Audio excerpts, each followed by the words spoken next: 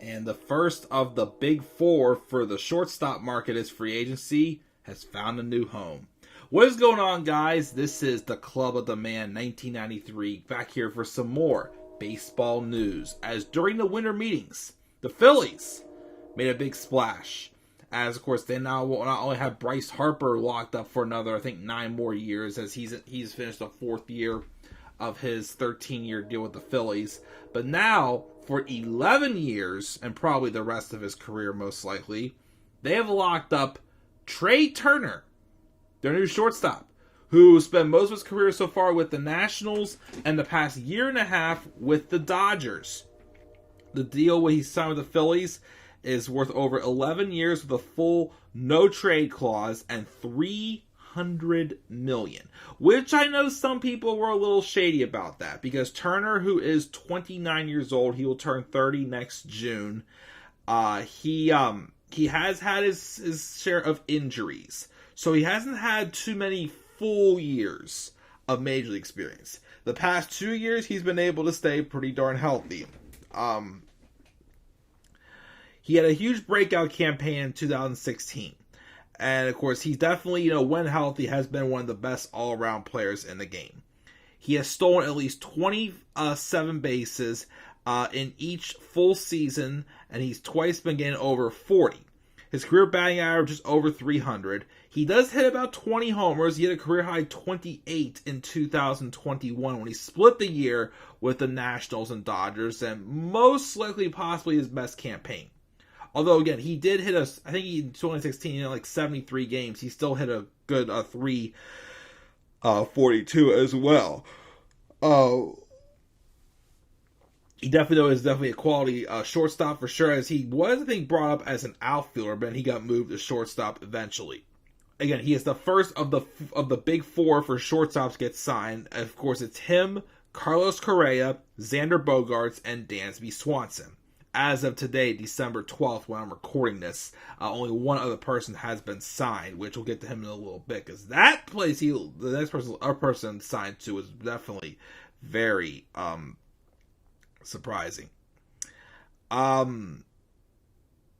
Like I said, of course, definitely the Phillies, who got to the World Series, obviously want to get back there again, making a big splash, as they have had some issues at shortstop over the past few years. They had signed Didi Gregorius going into 2020. He had a solid 2020. Unfortunately, he has struggled since, and the Phillies actually released him in August. And they had Bryson Stott, but he didn't. A prospect, he didn't really, fill the hole too well at all either. So, obviously, with Turner being assigned, I think the Phillies are still going to contend.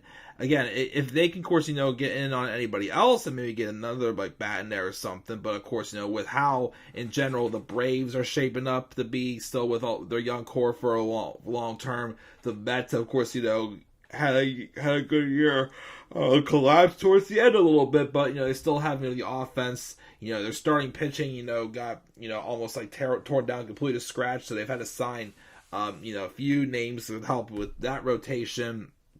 It's gonna be an interesting year for sure for the American League. The National League East. It's basically everybody. We have 3 teams that's definitely going to contend. The Marlins could be on the rise. Nationals got some ways to go, but there's going to be at least 3 teams contending, I feel like, in the National League East. The Mets, Braves, and Phillies, which will, of course, be very, very interesting for sure. And again, I think, I'll say this.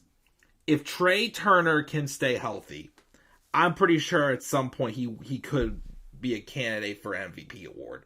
He definitely can be, with being 5 tools. He can get about 20 homers. He can get for average. He can steal bases. He's a good quality infielder as well. He has all the tools to be one of the best players today for sure. He just has to, remain healthy and play a few more, full seasons, I would say for sure. Because trust me, if he didn't get injured a few times earlier in his career, he definitely could have had a bit more of a recognition than he's got. And I know, yes, this deal runs until he's 40. There's not too many people who can, continue on to play a solid shortstop at the age of 40, especially have a no-trade clause. But we'll see where it goes. Again, the injuries, could be, a little bit of a head scratcher for sure. But I still think this could be a good move for the Phillies, as Turner has been healthier the past 2 years, and he's kind of found his groove also as well. So a great addition to the Phillies, who again will be without Bryce Harper at least until the All-Star game. But again, they still got Schwarber, Castellanos, JT Realmuto. They're still a massively fun team to watch for sure. It'll be interesting to see, of course, if they can get back to the World Series in 2023. So guys, that is my thoughts on the Phillies signed Trea Turner to an 11-year, $300 million contract with a no trade clause in there. What are your guys' thoughts on this signing? Make sure to leave your thoughts down in the comment section below. And be sure as always to slap a like on the video, subscribe, more content on my channel, and follow me on Twitter at the Club of the Man 93. Until then, guys, I'm checking out. I'll catch you all later. As always, please stay tuned for some more baseball news. Have a great rest of your night, guys, and peace out, everybody.